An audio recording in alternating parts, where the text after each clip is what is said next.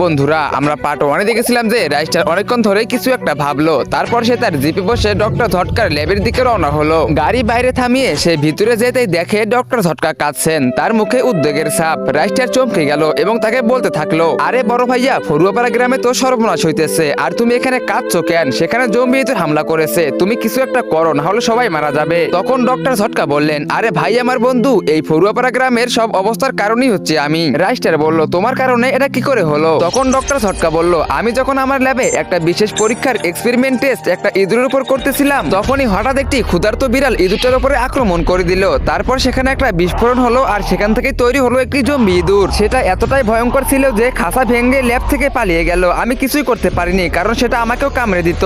এই কথা শুনে রাইস্টার সব বুঝতে পারলো এবং ডক্টর ঝটকাকে বোঝাতে শুরু করলো, বড় ভাইয়া, এটা কান্নাকাটি করার সময় নয়, এখন সংকটের মোকাবিলা করার সময়। মানুষের ভুল হয়, এখন বলো এর কোনো উপায় আছে কি তোমার কাছে? ডক্টর ঝটকা বলল, হ্যাঁ, আমার কাছে এর উপায় আছে, তুমি শুধু তাদের মধ্য থেকে যে কোনো একটা ইঁদুর ধরে এখানে নিয়ে আসো। এই কথা শোনার পর রাইস্টার একটা হেলিকপ্টার এবং তার হাতে একটা বড় খাঁচা নিয়ে আসে এবং নিচে সেই খাঁচাটি ফেলে দেয়, আর ওই খাঁচাটি সোজা একটা ইঁদুরের উপরে গিয়ে পড়ে। তারপর রাইস্টার সেটা তুলে ডক্টর ঝটকার কাছে নিয়ে আসে। ডক্টর ঝটকা অল্প সময়ের মধ্যে একটি সলিউশন বানিয়ে সেই ইঁদুরটির উপরে ঢেলে দেন। তখনই সঙ্গে সঙ্গে সেই ইঁদুরটি আবারও মানুষে পরিণত হয়ে যায়। তাদের পরীক্ষা সফল হলো। তারপর আর কি হলো, রাইস্টার গ্রামের উপরের উচ্চতায় পৌঁছালো এবং সেই ওষুধটা পুরো গ্রামে ছড়িয়ে দিল। ওষুধের গোলা নিচে যত ইঁদুর ছিল তাদের উপরে ফেটে গেল এবং সবাই সঙ্গে সঙ্গে ইঁদুর থেকে মানুষে পরিণত হলো। আবার ফরুয়াপাড়া গ্রামে শান্তি ফিরে এলো, সবাই শান্তিতে বসবাস করতে লাগলো।